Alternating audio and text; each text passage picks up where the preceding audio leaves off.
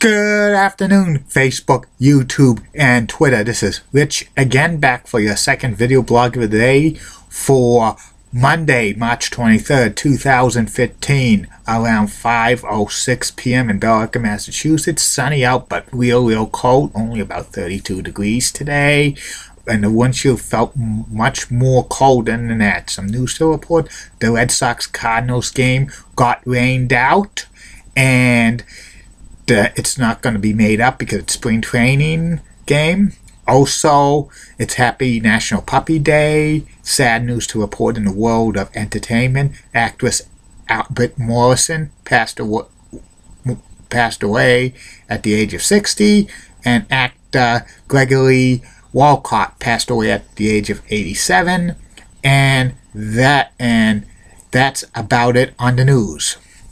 My second video subject of the day is about my take on the class of 2015 WWE Hall of Fame. The Hall of Fame induction ceremony for the WWE will be this Saturday, and it's going to be on the WWE Network. It will be held at the HP Pavilion in San Jose, California. The night before WrestleMania is the annual induction of the Hall of Famers, and this has been a tradition since 2004. In this year's class of the Hall of Fame for the WWE will include Macho Man Randy Savage, Big Daddy Cool Diesel, Rikishi, Alundra Blaze, Tamanumi Fujinami, Larry Zbyszko, the Bushwhackers, and the celebrity winning of the Hall of Fame, Arnold Schwarzenegger, and also Rikishi Fatu.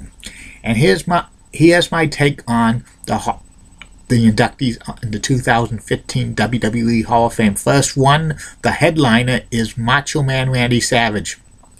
Macho Man Randy Savage should have been in the Hall of Fame years ago when he was still alive. It's a shame that Randy Savage is going to be inducted posthumously, and his inducting him is his longtime friend and rival Hulk Hogan, and his brother Lanny Poffo is going to be accepting the honor in his behalf. And before Macho Man Randy Savage passed away, he wanted to go into the WWE Hall of Fame with his father, Angelo Poffo, and his brother Lanny Poffo to go in together as a family, because the Von Erichs went in 2009 as a family. Kevin, Kerry, David, Mike, Chris, and Fritz Von Erich. I think the WWE should induct Angelo Poffo and Lanny Poffo in the Hall of Fame, because they have the Von Erich family in, and Chris and Mike didn't have too good of a careers in the world of professional wrestling. But hey, if Mike and Chris are in it, why can't Lanny and Angelo be in it? I have no problem with that.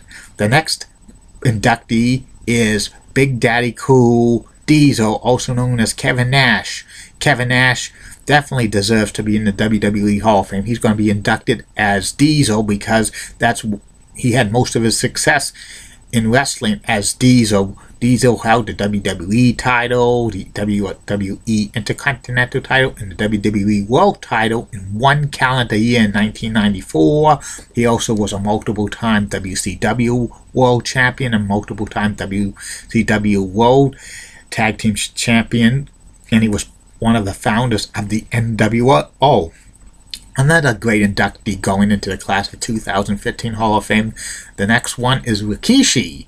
Rikishi had a couple of gimmicks, like he was Fatu, part of the Samoan SWAT team in several regional territories, and then the Head Shrinkers. Then he changed his character from a kind of a savage-looking Samoan to a man who would make a difference. But that gimmick didn't go over. Then he shaved his head, and they put up a kind of a mask with his face and called him the Sultan. In the WWE, he was managed by Bob Backlund and the Iron Sheik for about 1.5 years, from late 1996 to early 1998. That gimmick did not go over. It was an awful gimmick. Then Rikishi then fought two, becomes Rikishi, fought two, like a Samoan who has dyed blonde hair and stuff, who loved to dance and stuff like that. It was a great mid-card gimmick and stuff. It was a great face.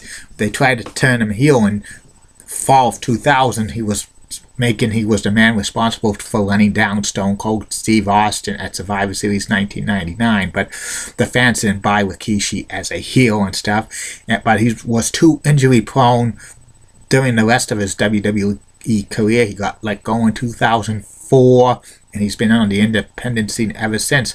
I question WWE inducting Rikishi into the Hall of Fame. He was a great mid-card act, but his Hall of Fame credentials, in my opinion, borderline. But he's from San Francisco area, and they're having WrestleMania this year at Santa Clara, California. So, but that's a questionable Hall of Fame selection, in my opinion. The next one is the tag team, the Bushwhackers, also known as the Sheepherders in several regional territories. The Sheepherders were one of the great heel tag teams of all time. When they came to the WWE, they changed it from savage beast to comical faces, to doing whoa, yeah, clicking each other. And the fans, they were Luke Williams and Butch Miller, and they were billed as Luke and Bush, the Bushwhackers. They were fictional cousins. Luke Williams and Butch Miller are not related in real life. And the Bushwhackers were a comedy face team that were mid-card at best. They never got the WWE World Tag Team titles, which I was shocked that they never did, because they were with the company for over 7 years, and after they left the WWE, they went back to becoming heels as the Sheepherders in few independent territories that was left. And the Bushwhackers, a lot of people are criticizing them of getting in the Hall of Fame before such tag teams as the New Age Outlaws, which were rumored to go into the Hall of Fame this year. The Road Dogg, Jesse James, and the Badass Bill again, but maybe they're saving the New Age Outlaws to go into the WWE Hall of Fame one of these years when they have DX going as a group. And I also heard rumors about the Dudley Boys, Bubba Ray and Devon Dudley, going in the Hall of Fame this year, but that never came to be. And fans really want Demolition, Axe, and Smash to go into the WWE Hall of Fame, 3-time WWE Tag Team Champions. But that will never happen because Bill Eadie sued Vince McMahon over the right for the Demolition name, so you'll never see Demolition ever in the Hall of Fame, no matter what X or Smash or Crush. The next inductee is Alundra Blaze, who was 3-time WWE Women's Champion. She had like a 2-year run with the WWE. She's known more as Medusa Michelli in the AWA and Medusa in WCW. She kind of had, a decent career for women's wrestling. She was a great women's wrestler, and she kind of deserves to be in the WWE Hall of Fame, in my opinion. She's using the name Alundra Blaze because WWE doesn't own the name Medusa. It would have been pretty cool if they inducted the late Miss Elizabeth into the WWE Hall of Fame this year, along with Randy Macho Man Savage, but I think they wanted it like a woman's wrestler more. But it's good that Alundra Blaze is going into the WWE Hall of Fame. The next inductee is Tamushi Fujinami. Tamushi Fujinami is one of the most legendary Japanese wrestlers of all time. Fujinami was former WWE Junior Heavyweight Champion. He had a great run in New Japan. He's famous for winning the NWA World Title in 1991 against Nature Boy Ric Flair in a controversial match. He was recognized by the NWA World as the World Champion, but Ric Flair was still WCW World Champion, so they had a match at Super Bowl I, which was pretty awesome. This is a good inductee to go into the WWE Hall of Fame, in my opinion. The next inductee is Larry Zbyszko, the living legend, former AWA World Champion and former WWE World Tag Team Champion with Tony Garea. Larry had a long career in the WWE in the 70s and early 80s. He was trained by Bruno Sammartino. They had a famous feud in 1980, which would have been Pro Wrestling Illustrated's Feud of the Year if that award was in existence back then.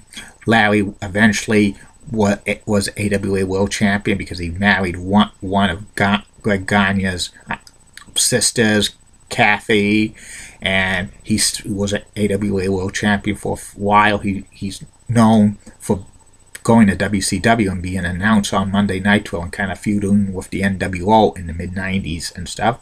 So the living legend, Larry Zbyszko, deserves to be in the Hall of Fame in the WWE. He's going to be inducted by Bruno Sammartino. And the last one is the celebrity inductee this year in the celebrity ring, Arnold Schwarzenegger, the Terminator, Arnold and former governor of California actor.